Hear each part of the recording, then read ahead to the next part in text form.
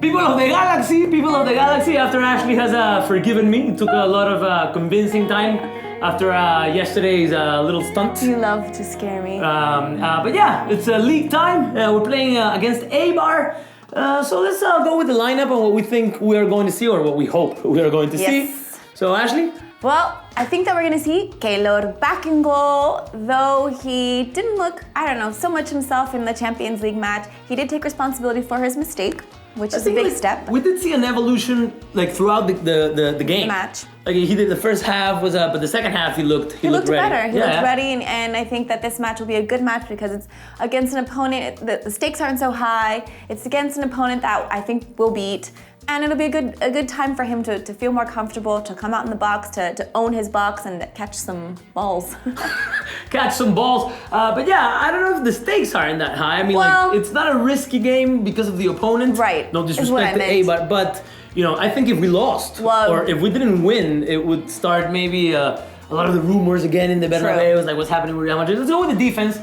I think we can see Pepe and Nacho, but I don't think Ashley agrees with me. Right, and so we're gonna go with Pepe and Ramos. I'd like to see Pepe back in the mix. Ramos, just to bring some of that experience. I don't think Zidane's gonna be mixing it up too much. I mean, I know it's against Eibar, so it's a good time to incorporate players that haven't seen playing time. But I don't think it's a time to go crazy and make a ton of changes. So I know Nacho's natural position is center back, but I don't think that Nacho will be seeing time at center back. Yeah, but in that line that Ashley was saying, it's an appropriate game for putting players back into the dynamic. Coentrao, we're gonna put Coentrao on the left. He's already ready. We've been waiting for this. We've been talking a lot with you, like Marcelo's replacement and all that. So this is the perfect game. So Coentrao on the left and Carvajal on the right.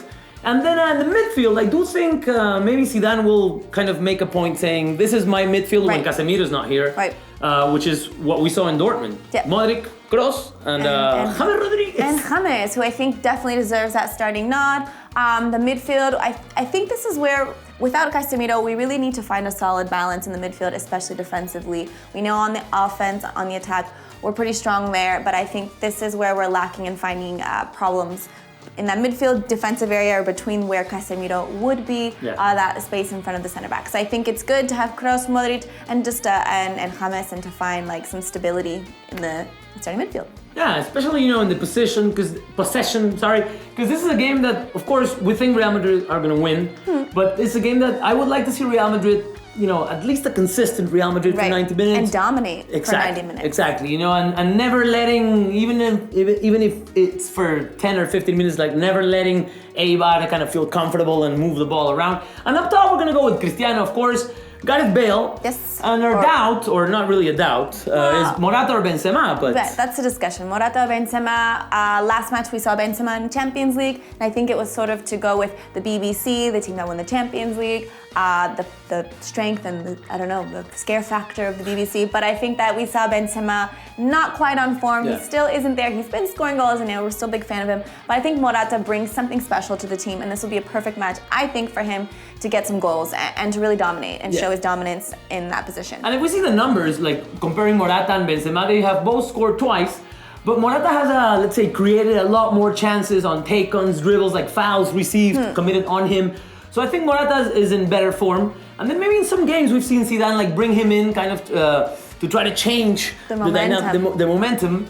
But then it would be a great idea to maybe put him from the beginning so that we don't have to come to the last 20 minutes looking for that extra thing. And I like that you mentioned that. He is a momentum changer. He's a player with a lot of energy. He loves to come back and receive the ball, play with his back to goal. He plays strong like that, but he also likes to find that space in between the defenders. And I think that starting with him, we can start strong. I think he plays well, combines well with Cristiano and Bale. So I think it'll be good to play with him starting. And if we need to see Benzema, who is always good for a goal, come in the second half and do what he does best.